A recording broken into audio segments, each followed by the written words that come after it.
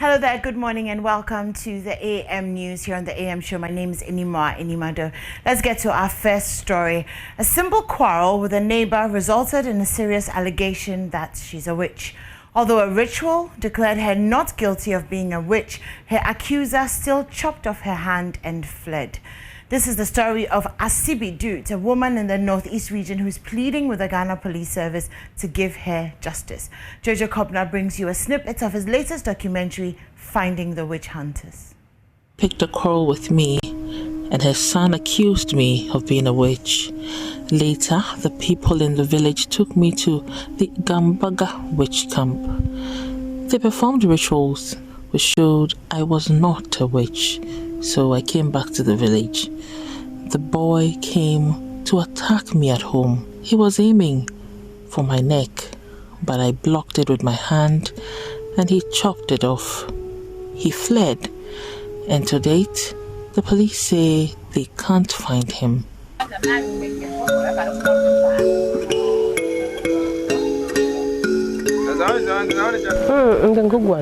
I was home alone. I was cooking when someone charged at me. He was aiming for my neck, but I saw it fast enough and instinctively blocked it with my hand. So my hand got chopped off. That is the story of Asibi, a 40-year-old woman who is a resident of Sakogu in the northeast region of Ghana. For the past 8 years, she's been living without one hand. Her woes started when a young man accused her of being a witch. Asibi said a lady in her community picked a quarrel with her, and subsequently, the lady's son accused her of being a witch. Asibi took the accusation lightly, but realized the seriousness of the allegation when people in the community sent her to the witch camp in Gambaga to test whether she was a witch or not.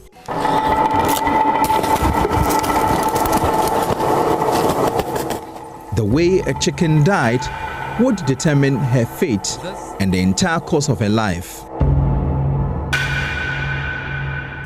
In northern Ghana, when you are accused of witchcraft, you have to bear the full cost of the ritual. So Asibi took care of the full cost, and the ritual confirmed that she was not guilty.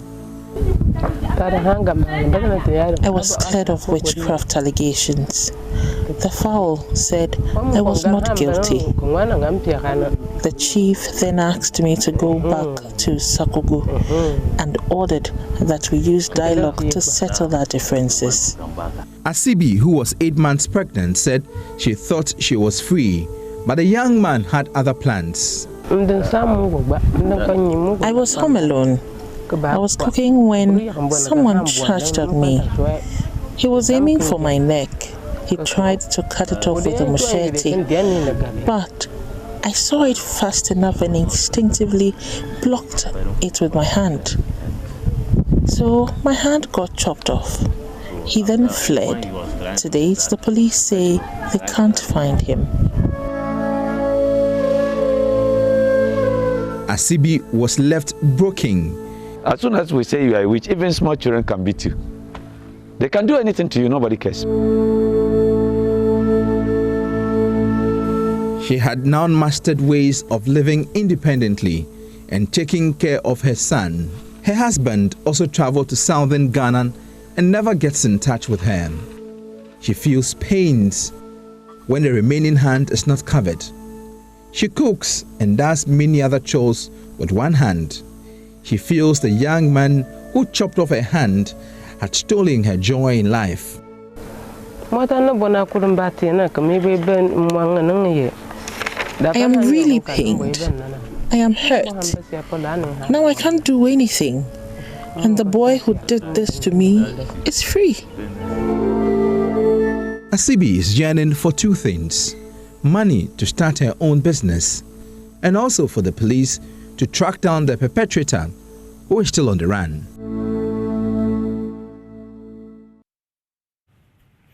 His is a job that many scoff at, but one that all of us cannot live without. Joseph Asitanga has led the burial of more than 500 human beings killed by COVID-19 in Ghana in 1 year. From difficult backgrounds, growing in one of Ghana's remotest places, Asitanga says he was born for this. Joy News' Justice Beidou spent a day with him, picking and burying COVID-19 victims. Here's his report. I'm the only person at that time in my family who had access to education. Joseph Asitanga's name means rock in Kusal, his native language spoken in the Upper East regional town of Zabila, where he comes from. Asitanga is a name when you are given, it's more like a courageous spirit in you. Wherever there are people and I'm there, if I get there, the environment changes. That is the strength, the courage, the spirit of enthusiasm to do the thing somebody cannot do. He heads the team of environmental health workers who bury people killed by COVID-19. His workstation is in Accra, the epicenter of the pandemic in Ghana. More than half of all deaths from the pandemic have happened here. I stood in front of a COVID patient. You see yourself sweating, breathing become an issue on you. You are sweating and struggling with your bed. I think we have buried more than 400 bodies in Awudome Cemetery here. If everybody is afraid, who would have worked at the mortuary? We are all afraid. Our departed relatives are in the mortuary and we all fear. Who would have gone for the bodies to go and bury for you? This is my private car. I'm not supposed to use it for this exercise. But because of commitment to the job, if I don't come, the bodies will be there. And nobody will understand why. So I have to sacrifice my own private car to augment what the only pickup that we have with the Assembly. Over 1,000 Ghanaians have died from COVID-19 after more than 100,000 infections. Joseph wants his work to be a constant reminder that COVID-19 is real and kills. When we come in, why we use the siren at its higher peak is another form of educating and sensitizing the public that what sort of body is AMA carrying, and they are blowing the siren like that. So the moment you turn to the car, you see my people, hey, this is COVID, corona, corona, and they start running away. So they get back, they also tell their people that, hey, the COVID today, I saw the corona people, they call me corona man. COVID was a pandemic that tore the world apart, but for Asitanga, it did also put him in a global spotlight. Justice Beidou, Joy News, Accra.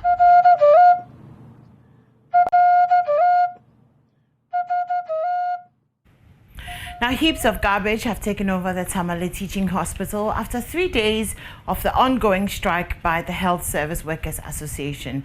The various wards are unkempt, washrooms stinking with urine, creating an unpleasant smell at the facility.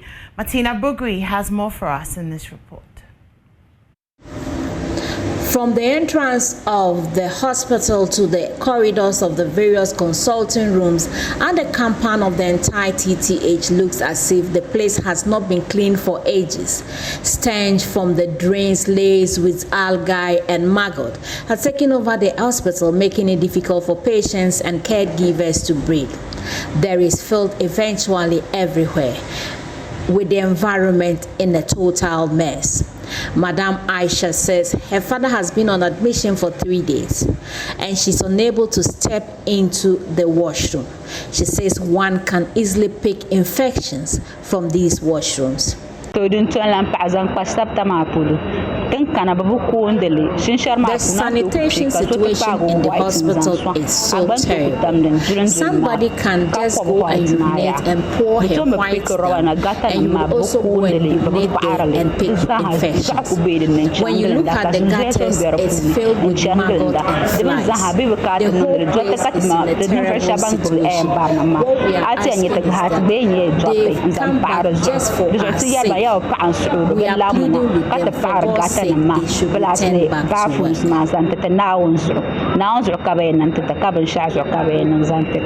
Another caregiver says the entire place is a total mess. For patients, they would have to bear with it and so have to be cleaned instead of bathing. Because the caretakers have all gone. Sometimes it is the women who sell things here that pay the workers on the compound. As for the washrooms, we can't talk about them. They are in a terrible shape and dirty. What we are doing now is to clean the patients. They can't use the washrooms to bath because of how bad the washrooms are.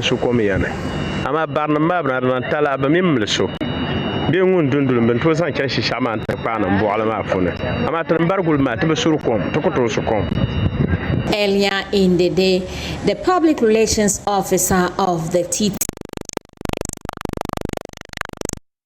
described the situation as total mess and a breakdown of activities at the facility. The patients and caregivers appeal to government to listen to the concerns raised by the health workers and address them to enable them return back to work.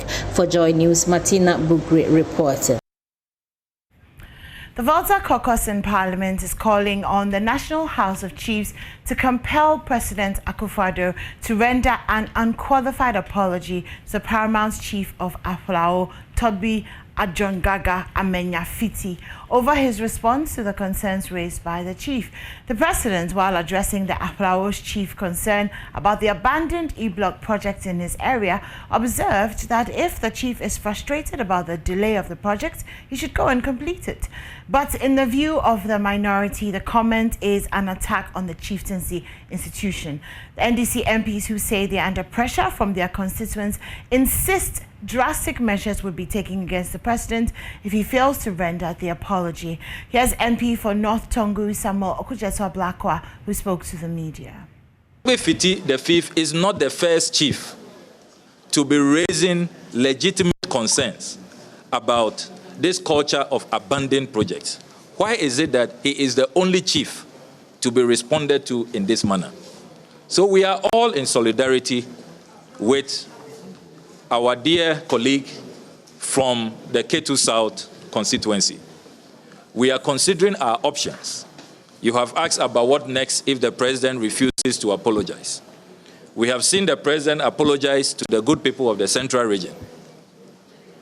If he thinks that as for the Volta region, you can malign our chiefs, lampoon them, discriminate against them, descend on them in such a disrespectful and disdainful manner, and you will refuse to retract and apologize, be rest assured, as a caucus, we will consider what the response from the president will be, and we will decide on our next steps, which we will duly communicate to you.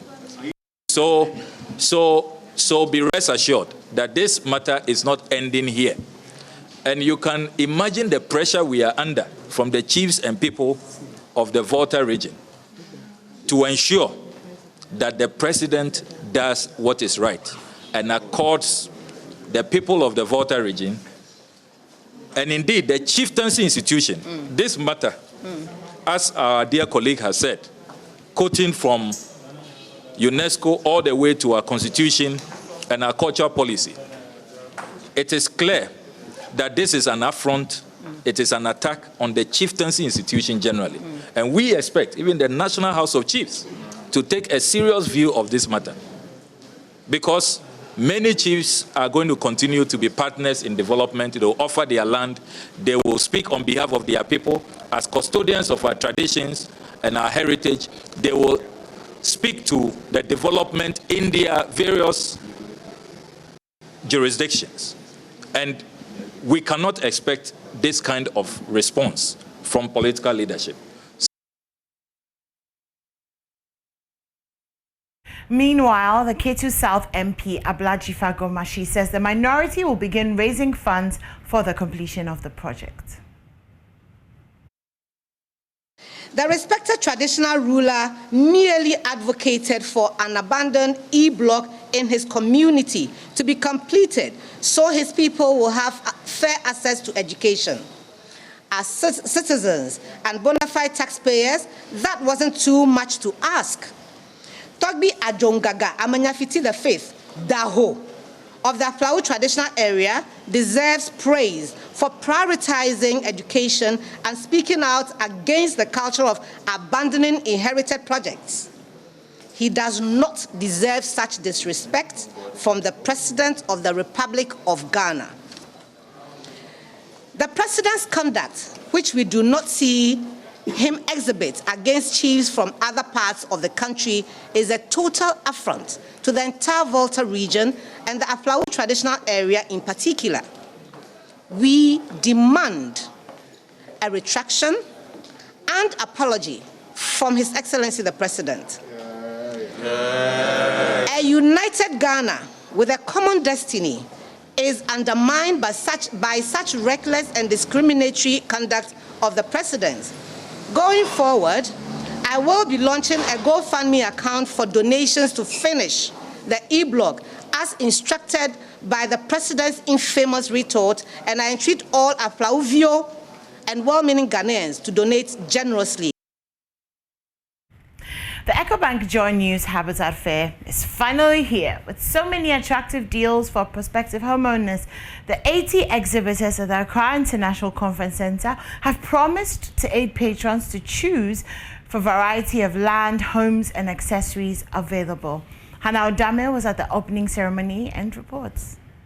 The debate to either buy or build will definitely be settled here at the Accra International Conference Center in the next 5 days, all because exhibitors are poised to give you the best.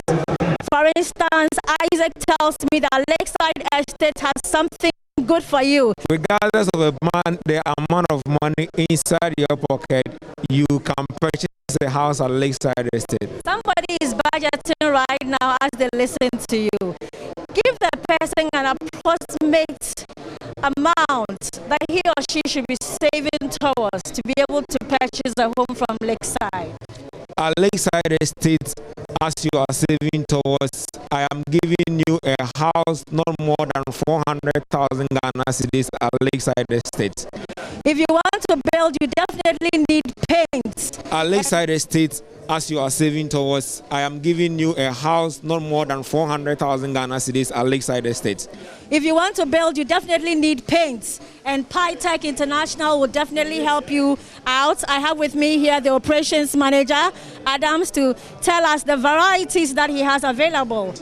We have acrylic paint and then other paint products like wall putty for your wall to help protect your wall against dampness, and then other product paint from falling off as well. After you have built, you definitely need your lights, and I am here with the operations manager as well. With Global Lighting, we deal in household lighting. We also deal with commercial and industrial lighting as well. Anything lighting, we got you covered. You should come and buy from us because we have affordable and we have quality furnitures. You come to us, you choose your style, that we produce for you. Yes, and of course, I definitely have to try it. I mean, how comfortable it is. You would love to really, really sleep on such a bed. These doors have a solid system which comes with 14 central locking system.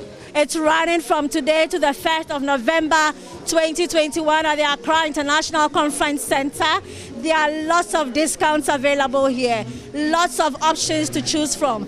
Please come to this venue. Don't miss out because you need to be a homeowner. From the Accra International Conference Center, where the Ecobank Joy News Habitat Fair is taking place, my name is Hannah Odame for Joy News. All right, well, it's a wrap here on the AM News, but the AM show continues right after this. Stay tuned in.